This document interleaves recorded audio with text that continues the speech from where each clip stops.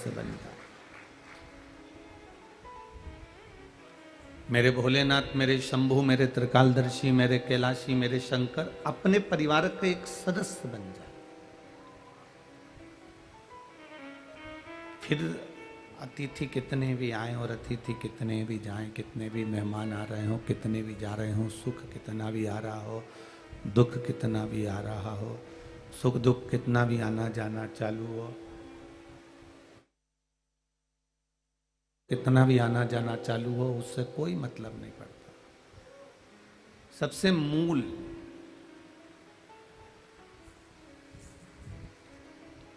सबसे महत्वपूर्ण हमारा शिव का हमारे परिवार का एक सदस्य बन जाना।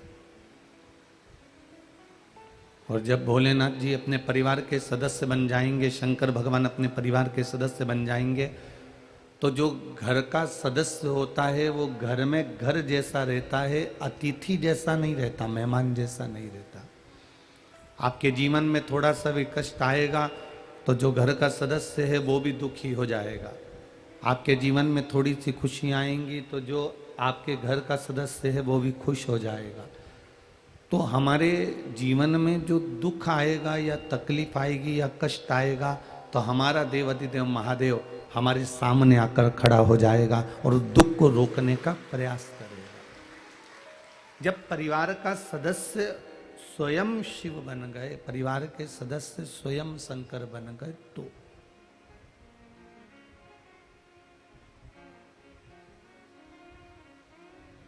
मैंने तेरे ही भरोसे बाबा, क्वालिटी नहीं आ रही है बिल्कुल भी। तेरे अतिथि आया है तो वो केवल रहेगा, खाएगा, पिएगा, रुकेगा, कपड़े बदलेगा, मिलेगा, जुलेगा और चले जाएगा।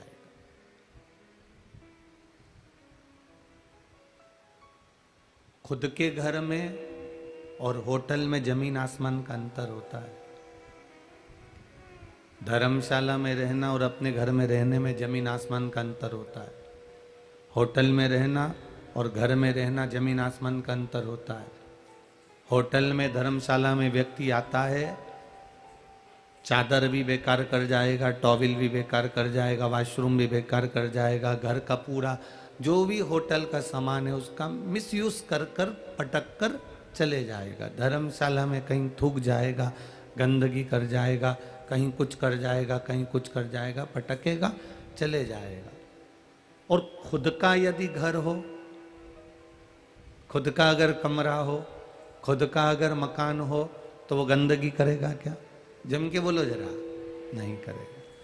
स्वयं का अगर घर है, स्वयं का मकान है, स्वयं की भूमि है, स्वयं की प्रॉपर्टी है, स्वयं की जगह है, तो वो उसको संभालने का प्रयास करेगा, तो उसको संभालेगा।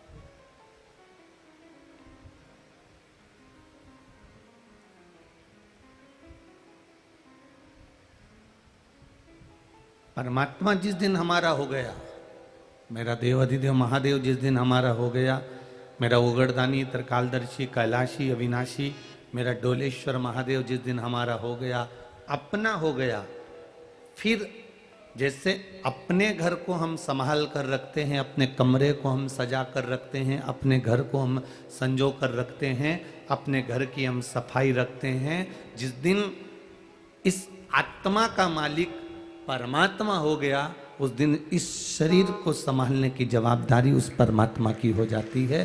फिर वो उसको संभाल लेता है, फिर वो उसको संभाल लेगा। जवाबदारी उसकी हो गई, फिर अपनी जवाबदारी समाप्त हो गई।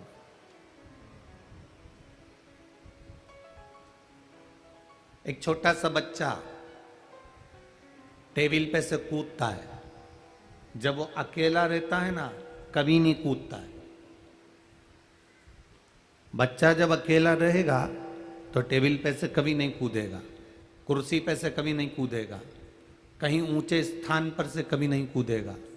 जब उसके माता पिता बैठे हों, जब उसके माता पिता रह रहे हों, जब उसके माता पिता वहाँ सामने होंगे, तो वो ऊंची टेबल पे से भी कूद जाएगा, ऊंचे स्थान पे से भी कूद जाएगा, ऊंची जगह से भी कूद जाएगा, क्योंकि उसको मालूम है अकेला हूं, कूदूंगा, कोई मुझे झेलने वाला नहीं रहेगा, कोई मुझे उठाने वाला नहीं रहेगा। पर जब उसके माता पिता सामने होते हैं तब वो टेबल पे से कूद जाता है, पलंग पे से कूद जाता है, ऊंची जगह पे से कूद जाता है, क्योंकि उसको मालूम है कि सामने मेरे माता पिता बैठे हैं। हमको जिस दिन ये समझ में आ गया कि मेरे मस्तक पर, मेरे हृदय में, मेरे चित्त में, मेरे वृत्ति में, मेरे मन में मेरा महादेव बैठा है, तो आप भी कहीं पर भी कूद सकते हो। जब आपकी वृत्ति में आ जाएगा कि शिव मेरे साथ में है, भगवान भोलेनाथ मेरे साथ में है, तो आप कहीं पर भी कूद सकते हो। ये काम करना है, कर लूंगा, वो काम करना है, कर लूंगा। क्यों? क्योंकि काम मैं नहीं करता, प्रभु आपकी कृपा से